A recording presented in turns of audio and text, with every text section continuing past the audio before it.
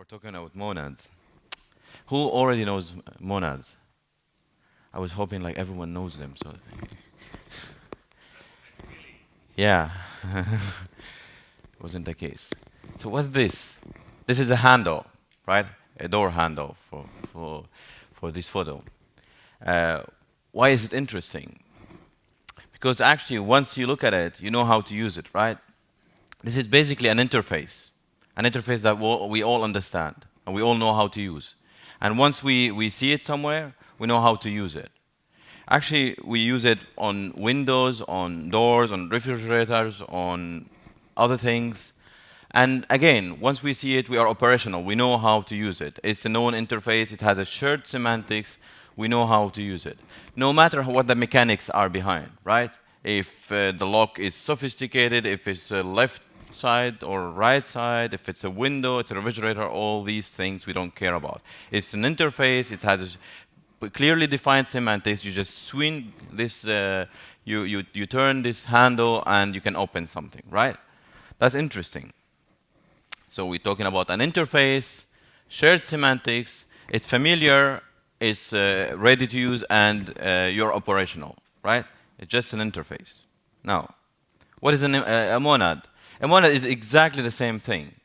It's an interface, okay, that defines some shared semantics, okay, so that if everyone understands these semantics, okay, then we will be able to use it no matter what the mechanics are behind of the implementation. And it has an implementation. So anyone that tells you monads are patterns or monads are whatever else, they're wrong. Monads are interfaces. Okay, it's an interface with an implementation in the same sense that we use also interfaces in Java. So just it's a particular interface that has some semantics. All right. So let's imagine that we have a container, just a container of something, right? A container of an A be it a class of things, right? It's a container of maybe ints, okay, or a container of strings. It's a container, okay, that might contain something of type A. Now, it could be a list of A's, right? A list is a container. It could be a list of ints, list of strings, a list being the container, okay, that we know about, right? So it's still simple here.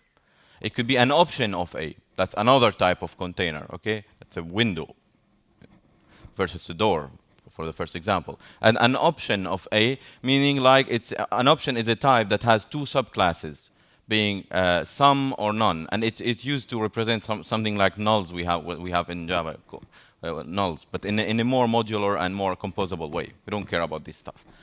So an option of A is another kind of container. It could be an option of int, an option of string, or whatever else. Could be a tree of A, yet another container. Okay, we are talking about containers of type A. Future of A. There's a value that happens in the future. I have this container that will allow me to subscribe to notification when the thing comes in. It's still a container of A. Okay, we understand like there's a container. We have just a container. Okay, now if I have a function, okay, a transformation thing that knows how to transform an A into a B. So if an A is int, and I have a transformer or a function that can transform an int into a string. Okay, that's simple, right? I just know how to, out of an int, do a string. Together with the container, it could be interesting, actually, and nice from this container to implement something that can give me a container of B. Okay? It's very simple. If I have a list of A's, okay, if I have a list of ints, for instance, and I got this function that can take an I and return a string, wow, get an I, and then it will be nice from this container to implement a mechanism, so that they can transform it into a container of string, right? And basically what will happen is just go into all the items in the list and transform all of them using this function. Like, very simple. Got a container, a list of ints, and I got a function that transforms ints to string, and I would like to have a container of string. No, and I don't want to care about the structure of the list. What is inside the list? How is it implemented? How do they go through the list? All of these things, I don't care. It's just an interface. I want to use it. And I know how to use it because I got this interface, if I have it, of course. Now, if I got an option of int, the same transformation function, I would like to get an option of string. Same thing. It's a container of some type, okay? It's a function that transforms this type inside, and I get a container of the other type, right? Very, very simple semantics here. And same thing for a future of int, I get the same transformation function, and I want to get this thing. So we see like some kind of interface, right? Where we don't want to care about the details of how these things are implemented. We just wanted to have it there, and we know how to use it. We don't care about the mechanics. How do they implement it? We don't really care, right? It's the container guy that will implement this interface for me, and I know, once I see it, I know how to use it, exactly like the handle. Now, this is a functor. Now, we just described what functor is. A functor is just this interface where you have a container of something, and you have a transformation function, and you can return a container of the other type. That's all what functor are. Well, that's not a monad, right? But we're almost there. So I would like to implement the functor interface. Now we talk about code, right? So this is exactly the same what you're seeing here. Nothing more complicated. We're saying a functor is an interface. Trait is an interface in Scala. It's like an interface. It can have some implementation, but that's what we don't care about here. And it has this container, okay? A generic container. We don't care about what's inside. It's like it could be an m of int, an m of string. We don't care. It's just a container. And that the map function, okay, will take a container of A and a function that transforms A to B and gives a container of B. Okay? That's exactly what we described just here, right? Just we wrote it in code, right? Now, I would like to implement this interface, okay, for a list, for instance. Well, that's very simple. I would say, okay, a list functor extends the functor of list, and list being the container. And now I have to implement it by having a list of A and A to B and then list to B, right? And I have to go through the list, whatever what's inside the mechanics inside the list to transform all the elements using this function, right? Now we implemented the functor. We can implement this functor for option, for futures, for whatever else. Now, of course, I'm playing an API designer. As a developer, you don't even care about these things and how they are defined. You just use them. It's just an interface. It's map. And no matter where I see a map, I know exactly how can I use it. This is a functor. I say, oh, this is a functor. I know. It's a shared semantics. We understand the same things. Now, so that's what I was saying. So I just want to reason about the container in terms of what's inside it and not in terms of what is it. I don't want to care if it's an option or if it's a none. I don't want to test these cases. Here's a function. Just give me a container of the transformation, this transformation. Now, until we run into a problem. Now, of course, when we're working with these things, then I would like, actually, I give you a transformation function that doesn't return a B, but the same container of B.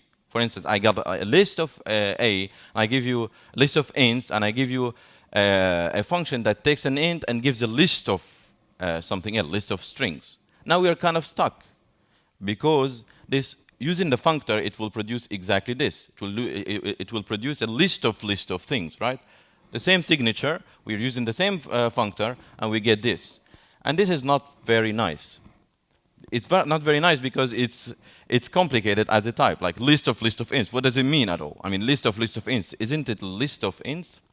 So if we got an option of int, which means I maybe have an int. Well, it means I maybe have an int, right? Optionally I have an int, then I can kind of flatten these things, okay? And this is very interesting. Imagine I got an option of something, and I have an operation that actually returns another option. So using the functor, I'm stuck. I know I need something more powerful that can also flatten these things, okay? So in the case of list, it gets a list of A. The same for options, gets an option of A because I got the option of A to option of B. It gives me option of B. That's using the earlier signature. We're not changing anything here, right? Now, how nice would it be if someone can implement for me something that also flattens when I need, right? Not only uses the transformation, but when I have this signature where I, from A to container of B, flattens the container of B, the list of A. Because a list of A is a list of A, right? It's a list of ints. Then I can just flatten this list, and I have one list of all the ints contained on all these lists, right? That's very simple. Okay, and that's a monad. Now you know exactly what the monad is. So if we look at the interface, the implementation, and that's exactly the code that we were showing. Exactly. We didn't add anything here. We say like a monad is an interface that takes any container, okay, that you can define the monad for any container. And I got these two operations. One comes from the functor, okay, so a monad is a functor. Now you know this.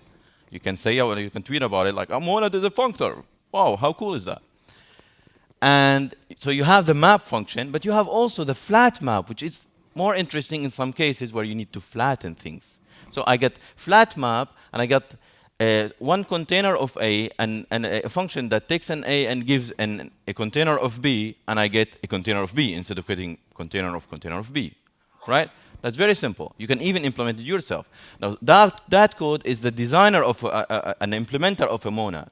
It's not the developer that has to see this code, right? It's someone that is designing that implementing a monad for his particular container, right?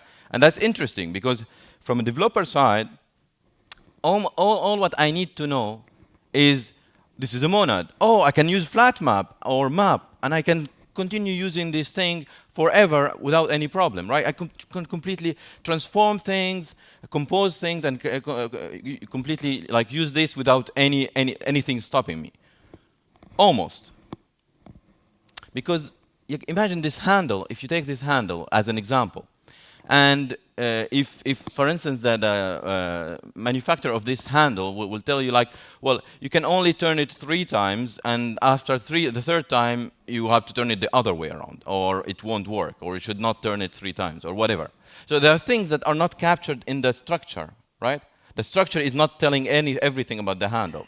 There are some laws you need to obey to be able to have a good implementation of a handle, right? If some manufacturer gives you a handle that has some weird characteristics, you lost the shared semantics. Shared semantics is very important, and you don't want to lose it. And that's why there are some things that you can capture, you can implement in the structure in your implementation, and there are few things you need to verify to be able to be sure that everything will be working fine.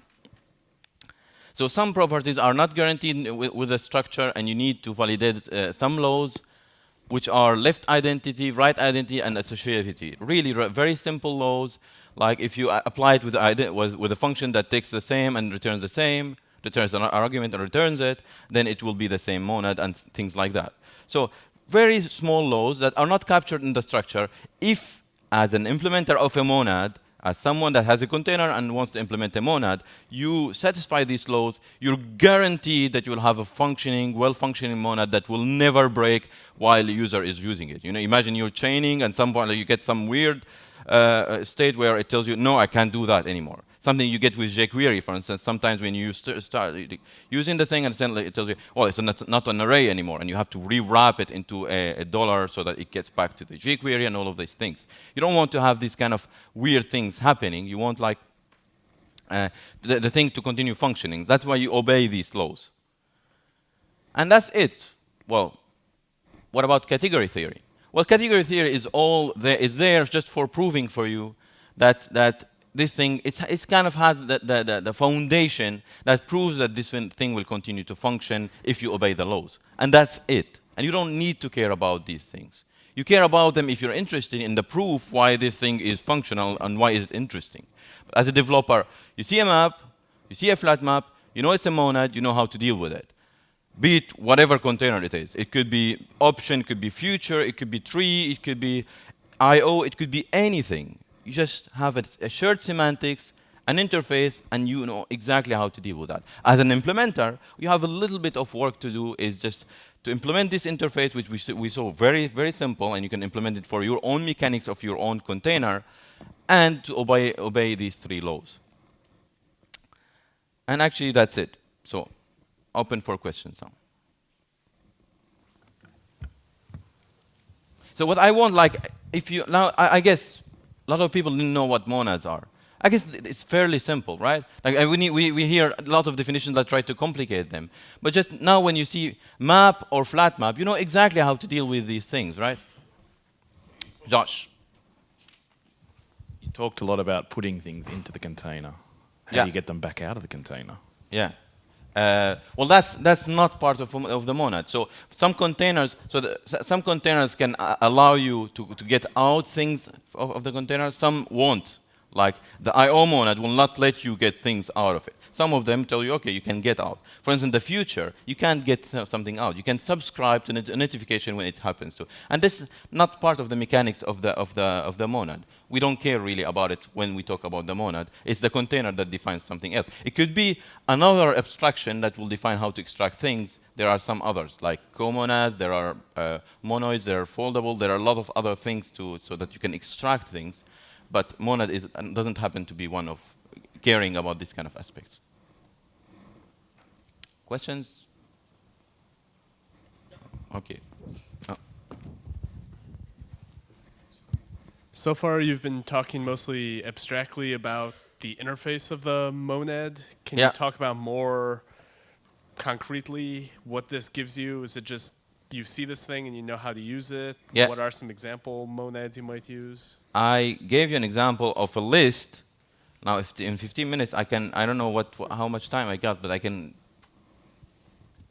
None. No. So, 4 minutes left, John. so it's like I showed the list monad, and the list monad is very interesting because it's a very simple example of how you use it. You got a list of things, you reason about one thing as if it were one thing, right? And you give a function, so you have a list of ints, and you say like, okay, I can transform an int into a string, which means like, and the monad will allow you, or the functor for that matter, allow you to transform the whole list into a list of strings, right? This is one case, one use case. The option was another case, but there are a lot of cases you can go through. There are a lot of examples of monads, but they are exactly the same semantics, and you know this transforming what's inside the container and reflattening. Okay, but again, in the list case, you don't care about how the list is implemented. It's the mechanics of the implementation of the monad, right?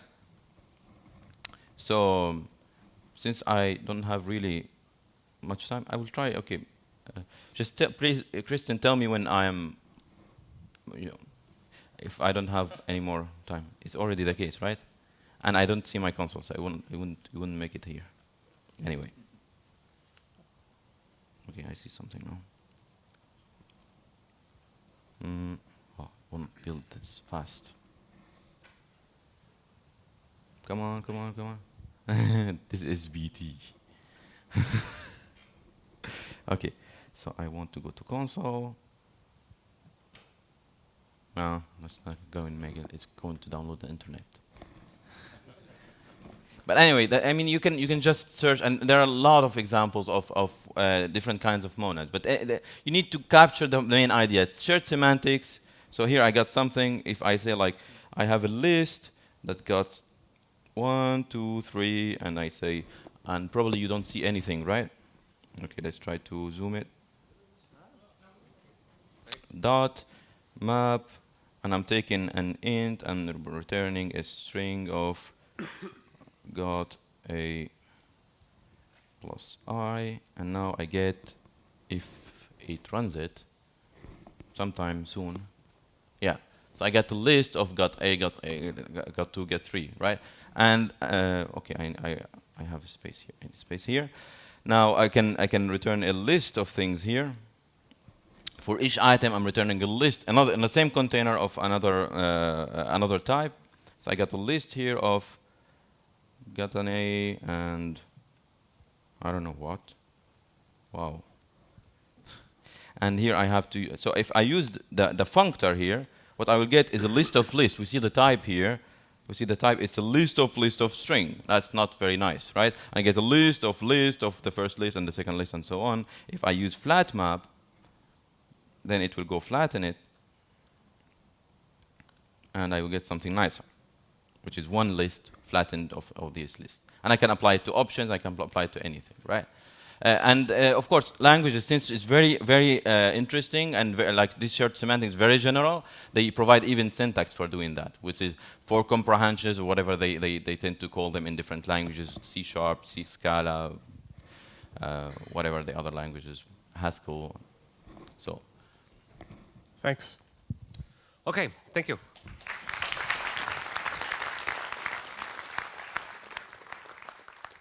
So see you back for in